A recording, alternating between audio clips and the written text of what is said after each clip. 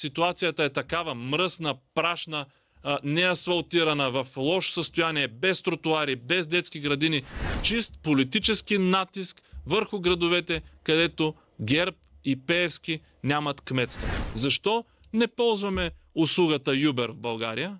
На кой не е удобно това приложение и на кой не е удобен алтернативния градски транспорт? Видяхте ли, уважаеми зрители, които живеете в София, колко по-тихо е, когато трамваите не пътуват?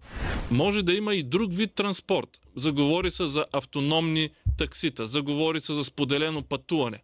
Гражданите, активните граждани в София създадоха Фейсбук групи, в които започнаха да споделят кой откъде пътува и кого може да вземе и да закара там, където му е удобно.